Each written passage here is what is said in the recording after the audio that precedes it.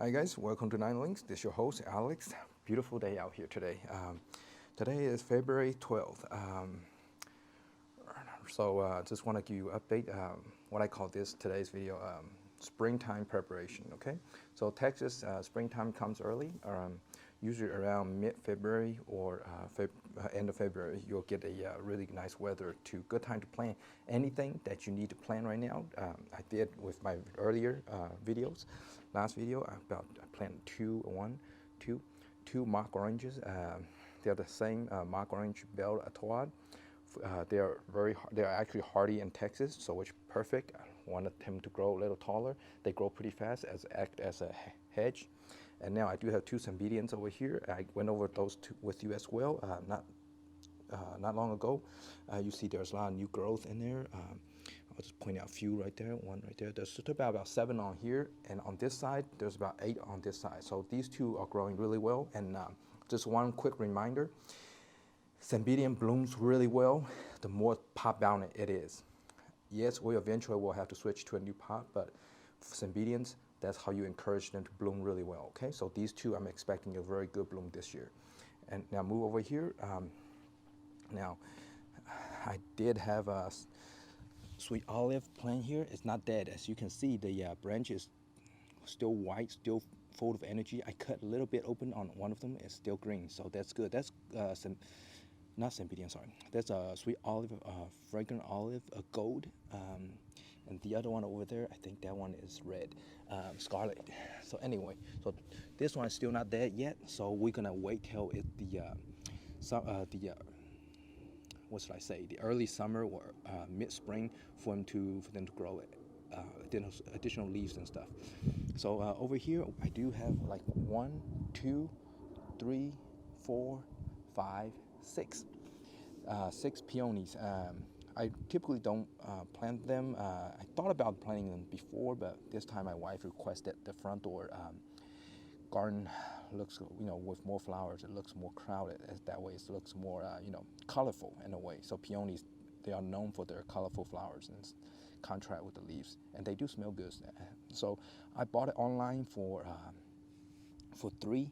And the nurse, I told him, I'm a plant lover as well. I do own my own channel. It's not big, but still a big fan of collecting flowers. And they gave me 6 instead. So they told me that the 3 cultivar they gave me, it's just it's not rare, but it's pretty good, uncommon, you can say.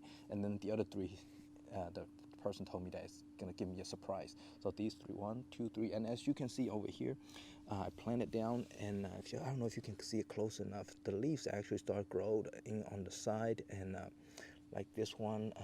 Let me see if I move it out of the way. The sun. I don't know if you can see it, the contrast in the background. See that leaves coming up? Well, not leaves, shoots, and this one as well. See that? I don't know if you can see it. Yeah. So they're actually doing well. So anyway, now going to the other side of the front area. This side tend to have more shades, so I planted 2 Sargacoa. I think they're different cultivar, but one of them is doing really well. Even with snows and freeze, it's still all green. So now this one gets at least about an hour sunlight. Sargacoa does not require a lot of sunlight. It's partial shade and shade, okay? So that's why it fits on this side of the front garden really well. Now this one, bad news, probably dead. So I'm not going to remove it yet. As with plants, they do give you surprises sometimes. So I'm going to wait till at least mid-spring, see if anything sprout down from the below. If not, going to remove this plant. And since that one doing very well right there, we're going to do a propagation and move it over here instead of ordering another one. Now these two, you can see right here is that big one and the other big one over there. These two, they call myrtle creeps, something like that. Their flowers fragrant, but the home builder planted there, and they also planted a bunch of others. One of those grass thing, bunch of them. I took them out. Leave the myrtle creeps here since the flower looks pretty. Now I'm going to show you the backyard. All right, guys. Here's the backyard. As you know. Jasmine made of New Orleans. This last year we move it to the big pot. So this year, expecting a lot of blooms. So far moving out, get a backyard, back patio tend to have a lot of sunlight. And the small perfume tree, well, the big one my dad killed already, so bought another one, put in a good pot, and this one's orange jasmine, pruned it down a little bit, and you can see a lot of new shoots are growing out already. Let me see that shoots, and right there as well. These are new green, very green shoots. And in terms of night blooming jasmine, cymbidium, not cymbidium, night blooming jasmine, white champaga, and neem trees. Those three are very suspect to, they are very sensitive to cold, so I'm not going to take them out yet, to probably till end of February or early March. So now, I do have a little side project going on. I'm not going to boring with you guys. This is a little garden that I made in the back, now right by the living room windows. So the first, I didn't mark them, so the first row right up top, all lavender. And now down here, I did mark them with a little, you see that, a green marker. So this section right here is all mint. And then over here, my daughter planted some peas and stuff. I don't know if you can see it. The sprouts coming out. So she planted that a lot earlier than when I planted mine, but they somehow survive. And so you get pink peas, some kind of snow peas of Cote d'Ivoire, and then down here all mint, and over here I think sage. Then you get over here, you have lemon balm, and over here, oh, what did I plant? Basil, yes. And over here, chamomile. And then in the middle, I just did that today, lavender, sage, lemon balm, and what else? Something in there. I got so many herbs here. Got mixed up. So basically, this whole bed, once it start blooming and everything, it'll look beautiful. And for one thing, you guys should know that Texas, they have a problem with mosquitoes. So lavender and mint should ward off mosquitoes. And also on this side, now this side of entrance, I thought about pouring concrete and just concealed it off, but you know what? I decided to leave it. It gets wet when it rains. So all the way over the end, I planted about 6 mints over there.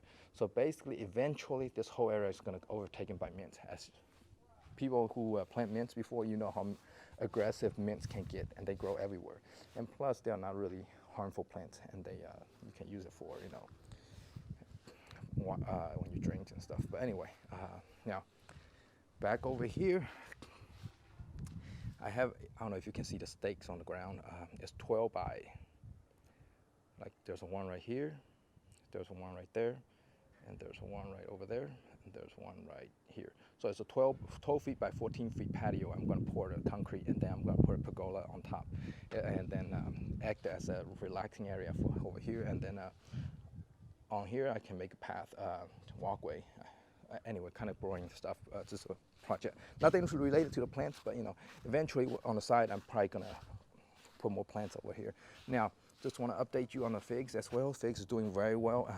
Now, you probably look at this, it looks like it's dead. What are you talking about, Will? So here's a couple of things. This fig is hardy at down to zone 5, if I remember correctly. Look it up if you want. It's a white masali, and also the figs, how to tell a branch is dead is that a branch will turn red like this. So I don't cut it. I'm not going to cut it off until it starts putting out new shoots, and then I cut the old one off. And you can, for figs, you can make into medicinal soups and stuff. What I'm going to do is I'm just going to cut them off and cut them into smaller pieces and just put on top as a mulch. So this one, I'm looking forward to that. And as you can see, the white branch is still all right. They are still alive. So in my zone, I remember Kansas, my figs died all the way down to the roots, and then the new season comes, it grows all the way back. For this one, so in Texas weather, you can see it did not die all the way down. It remains, the center part right here, you can see it's still white, so it's remaining active. The other ones out here, the smaller branches, are dead. Sometimes what plants does is that they collect the branches energy back into the center and for the winter. So, which means that's good. Texas summer is long, and the growth is going to be long, and we're going to get a lot of fruits this year, okay? Now, enough over here on figs. Went over here, did a little mark on the ground. I planted, I don't know if you can see it, 1, 2, 3, 4, licorice. Licorice, it takes 3 or 4, 5 years to harvest the roots. Just a fun project I do that, just plant it out and let it be. and see how it goes. If they die, they die, it's fine. And then this area, I'm going to also do an experiment later on with the cutting of a night blooming jasmine. Now, I did quite a few research, see if night blooming jasmine is suitable for Texas weather. The answer is not really. However, there's one person say that the night blooming jasmine, if it grow old enough, it will die all the way to the bottom, and then next year it will regrow back up. As you all know, who has night blooming jasmine grows really quick, and most of the time, if you put in a pot in a container, you have to do a lot of pruning, right? A lot of prunings at the end of the season. So with that taken care of, it dies down to the roots, and then it grows back up. That's kind of actually taking care of itself, you know. Don't need to prune. I mean, you still need to prune it in a way, but you don't need to actually take care of it. A lot less work. But anyway, just a small update. Hope you guys ready for the spring, and springtime basically, you know, get the plant ready before the last frost, and get stuff ready, put down fertilizers. If you guys are doing rice water and, you know, any kind of organic fertilizer, apply it early.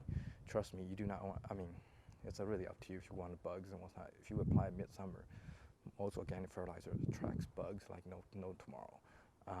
If you want to use organic fertilizer to start off the plants early spring, go for it as of now. And then later just use a slow release fertilizer or something, okay? Take care. I'll see you next time.